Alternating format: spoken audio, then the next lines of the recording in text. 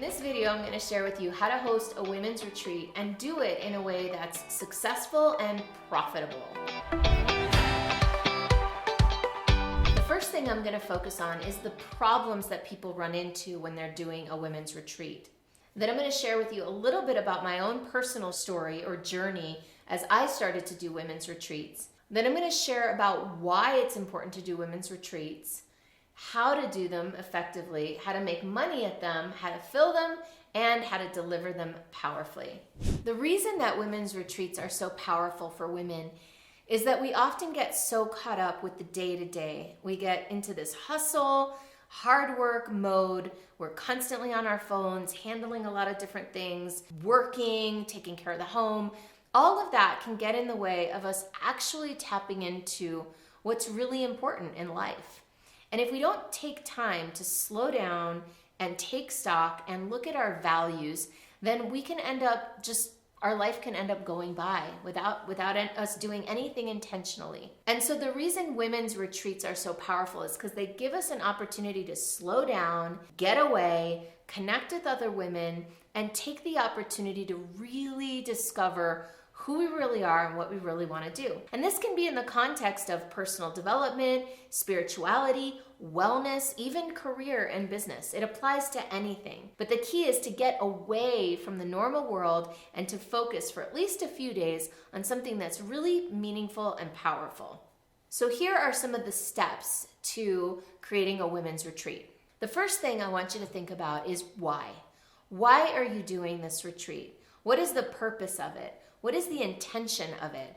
Get really clear, not just from the point of view of the client or of the audience and the people you want to enroll, but for you. Why are you doing this thing? What's in it for you? What are you trying to create from this retreat? The second thing to look at is who are you serving? Who's the audience for this retreat? What do they need? What do they want? How can you support them?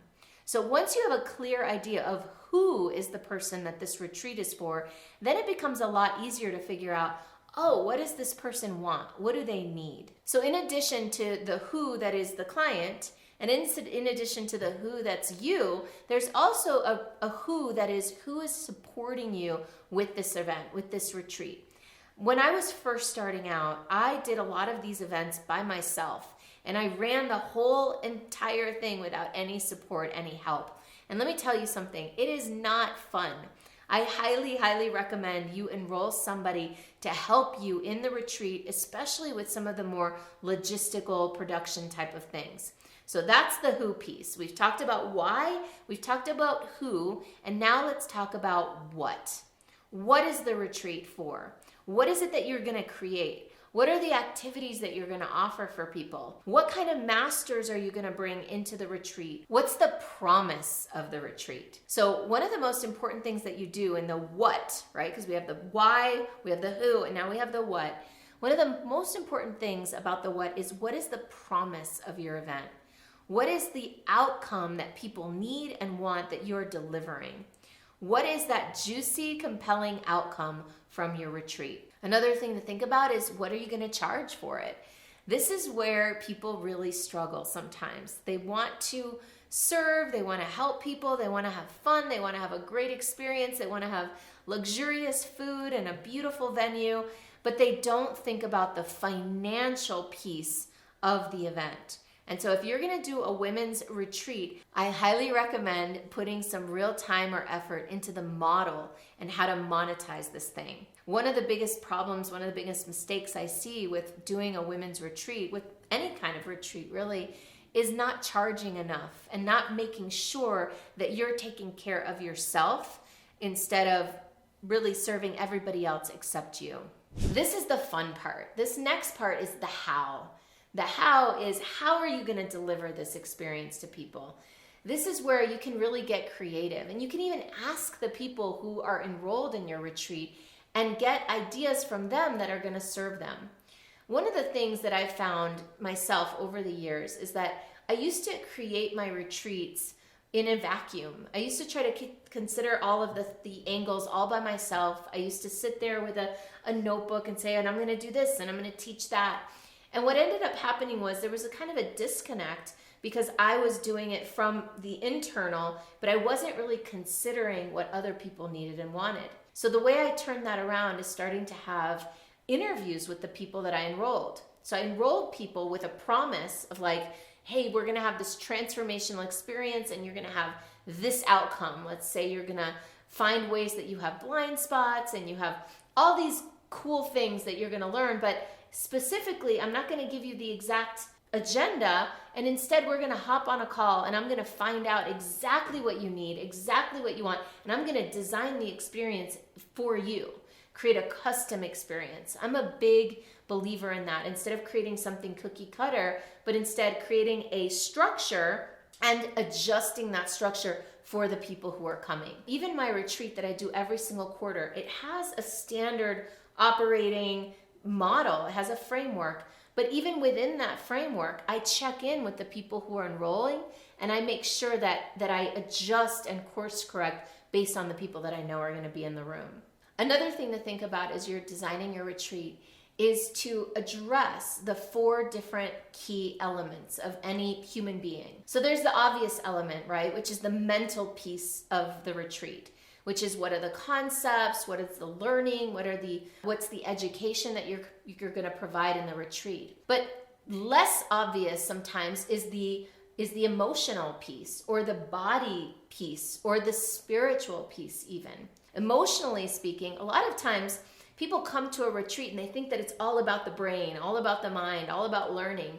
But we've got to tap into something deeper for these events, for these retreats, to really change people, to really have a transformation. And also the body is important.